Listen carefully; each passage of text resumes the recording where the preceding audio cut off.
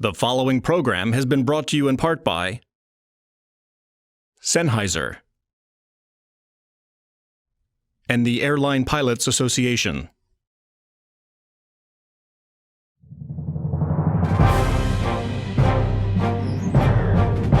On this episode, we'll tell you what security program finds itself on the president's proposed budget chopping block, why the Export-Import Bank is running into some funding problems, and what federal agency finally secured some stable funding.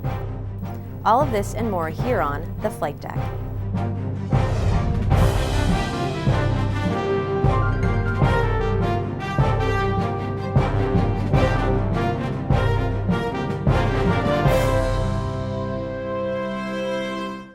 Hello, I'm Sharon Barab. Welcome to the Flight Deck. President Obama signed the FAA reauthorization bill into law this month. The bill provides stable funding and policy direction to modernize the nation's air transportation infrastructure. This includes implementing next-gen navigation and surveillance technology by 2015. The bill also addressed several ALPA safety and security priorities. To read the full list, pick up a copy of the March issue of Airline Pilot. ALPA emphasized the vital importance of GPS as a key component of the U.S. transportation infrastructure during a House hearing held earlier this month. Captain Sean Cassidy, ALPA's first vice president, testified on its operational significance. The pinpoint accuracy of the GPS approach allows me to fly directly over the center of the Gatineau Channel, as depicted in the photo up on the screen, and stay clear of the high terrain surrounding the channel and the airport. The result enhances safety and reduces delays and cancellations. All aviation stakeholders at the hearing agreed that protecting GPS from potential interference is vital to U.S. security, safety, and commerce. Lawmakers held the hearing to deter LightSquared, a telecommunications company, from moving forward with a proposal to install 40,000 high-powered ground transmitters. The United Nations ICAO Dangerous Goods Panel is calling for tougher restrictions and detailed labeling of air shipments of lithium batteries.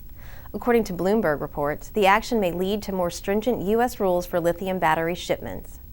Under the proposed ICAO standards, all lithium battery shipments will be labeled as hazardous materials. Pilots would also be notified when and where lithium batteries are loaded on their aircraft. The panel's recommendation now moves to the ICAO Air Navigation Commission and Council for approval. ALPA remains very engaged in this process through our work at FAA and will keep ALPA members informed of the progress made going forward. ALPA President Captain Lee Moak delivered a keynote address at this year's NATCA conference. Controllers move a remarkable and impressive 50,000 flights a day, 770 million passengers a year.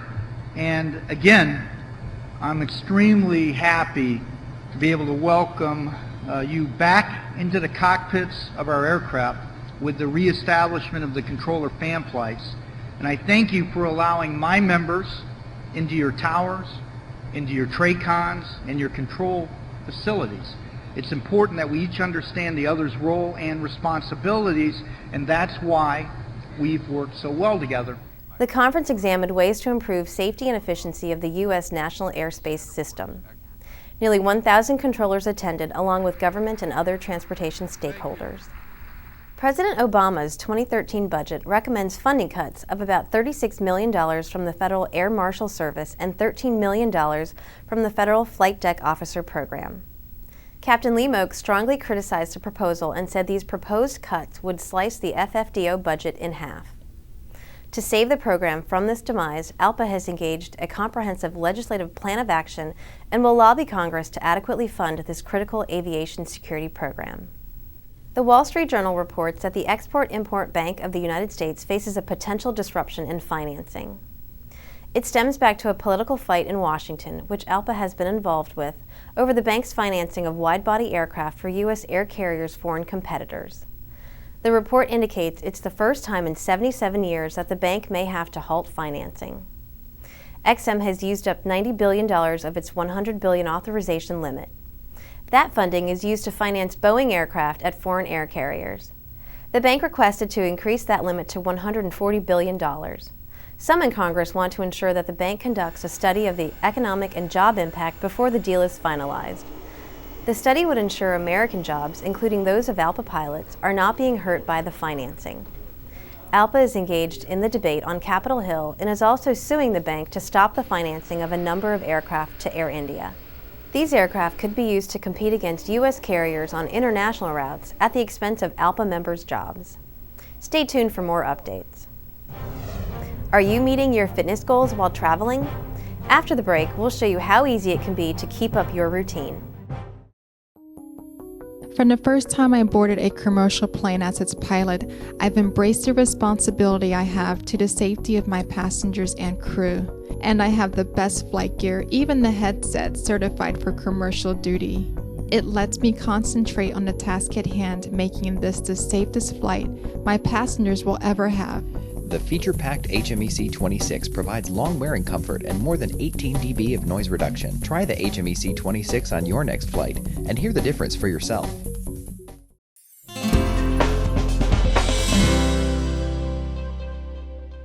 I'm Susan from Seattle, and I'd like to ask a pilot about the turbulence we feel on the plane. Just the regular rocking turbulence.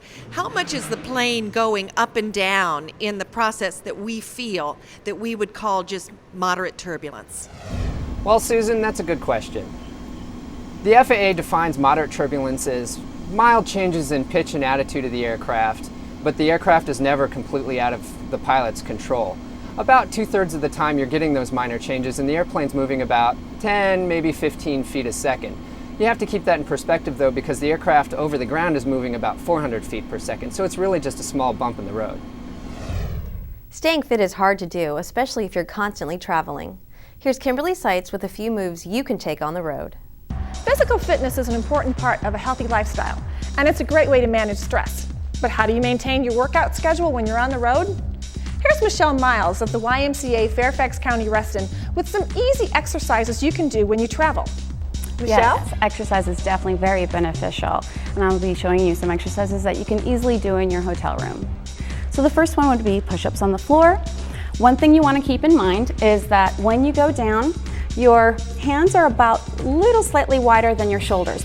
When you're on your toes, you want to have your body in a plank position, almost like a board. When you come down, you go down, and it's good to breathe out when you push up too.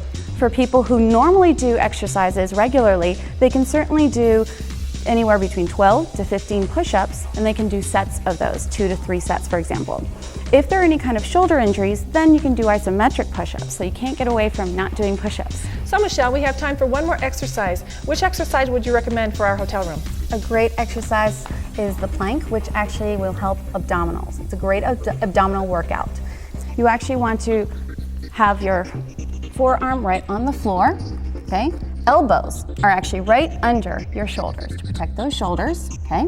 Feet are out, about shoulder width apart, and your body is slightly down, almost like your pelvis is tilted, and your body's just like a plank. You want to hold this anywhere between 5 to 10 seconds, and 3, 4, and 5. Excellent.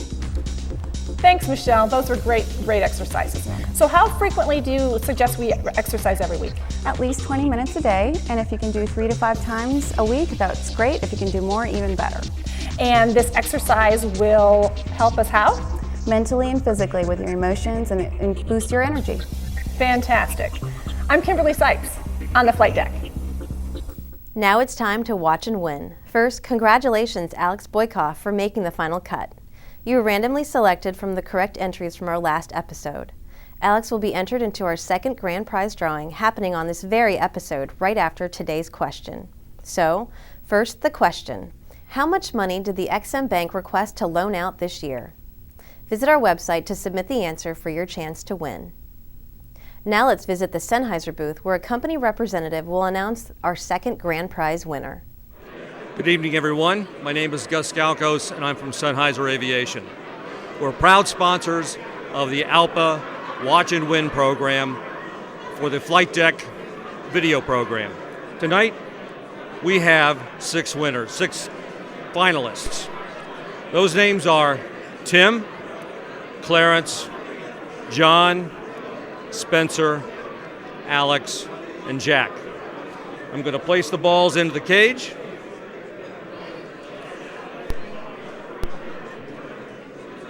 We will spin the cage.